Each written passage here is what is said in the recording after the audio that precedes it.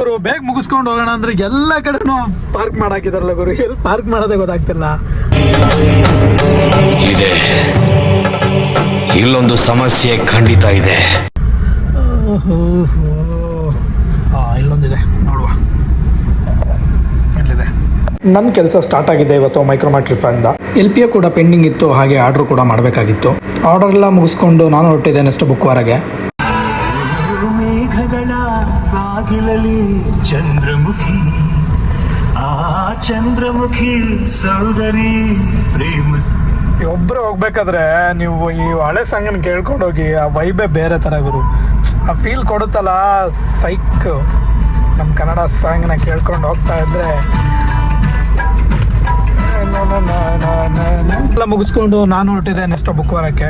So road ಕೂಡ ಖಾಲಿ ಇತ್ತು, ಸಿಗ್ನಲ್ ಕೂಡ ಓಪನ್ ಆಗಿದೆ. ಅಲ್ಲಿಂದ ಮುಗಿಸ್ಕೊಂಡು ಇಲ್ಲೂ ಸ್ವಲ್ಪ ಒಂದು ಆರ್ಡ್ರ್ ಮಾಡೋಕ್ಕಿತ್ತು, ಹಾಗೆ ಗಾಡಿನ ಪಾರ್ಕ್ ಮಾಡಿ ನಾನು ಹೋಗಿದೆ ನೆಕ್ಸ್ಟ್ ಒಳಗೆ. ನೆಕ್ಸ್ಟ್ ಮಾರ್ಕೆಟ್ ಅಂದರೆ ಬ್ಯಾಕ್ ಸೈಡ್ ಇದೆ, ಇದೆಲ್ಲ ಡೆಲಿವರಿ ವೆಹಿಕಲ್ಸು.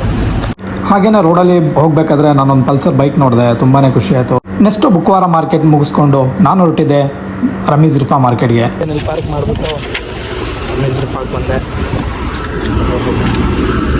ಆ ಕಡೆನ ಫುಲ್ ಪಾರ್ಕಿಂಗ್ ಆಗಿದೆ, ಎಲ್ಲ ಕಡೆನೂ ಫುಲ್ಲು ಪಾರ್ಕಿಂಗ್.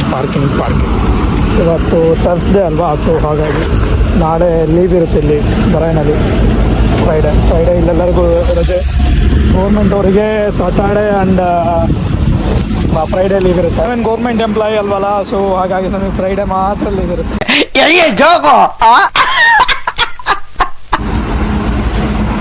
ಮುಗಿಸ್ಕೊಂಡು ಯಾಕೋ ಬೇಜಾರಾಗ್ತಿತ್ತು, ಅದಕ್ಕೆ ರವಿಚಂದ್ರನ್ ಸರ್ ಸಾಂಗ್ ಕೇಳೋಣ ಅನಿಸ್ತು.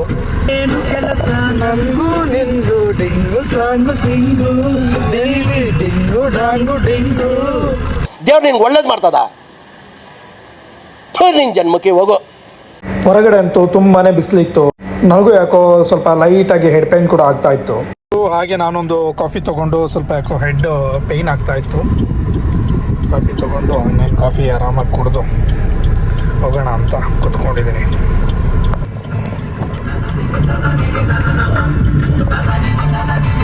ದಿಸ್ ಸಾಂಗ್ ಡೆಡಿಕೇಟೆಡ್ ಟು ಯಾರೆಲ್ಲ ಲವ್ ಫೇಲರ್ ಆಗಿರ್ತಾರೆ ಅವರಿಗೆ, ಹುಡುಗಿ ಬಿಟ್ಟೋಗಿರ್ತಾರಲ್ಲ ಅವಳಿಗೆ. ಸೊ ಇವತ್ತು ಬೇಗ ಮುಗಿಸೋಣ ಅನ್ಕೊಂಡೆ, ಮಾರ್ಕೆಟ್ನೆಲ್ಲ ಕವರ್ ಮಾಡ್ಕೊಳ್ಳೋಣ ಅನ್ಕೊಂಡ್ರೆ ಇದೇನು ಗುರು ಬರ್ತಾನೆ ಇಲ್ಲ. ಇಲ್ಲಿ ನೋಡಿದ್ರೆ ಹೆವಿ ಟ್ರಾಫಿಕ್ ಆಗಿದೆ ಗುರು, ಯಾಕೆ ಅಂತ ಗೊತ್ತಿಲ್ಲ. ಈಗ ಓಪನ್ ಆಯ್ತು ಗುರು.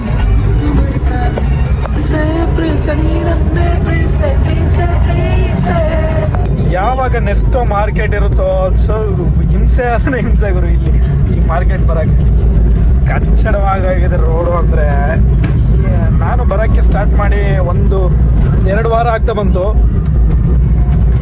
ಬಟ್ ಇಲ್ಲಿ ಅಂತೂ ರೋಡು ಒಳ್ಳೆ ತಕದಿಮಿತ ಆಡುತ್ತೆ.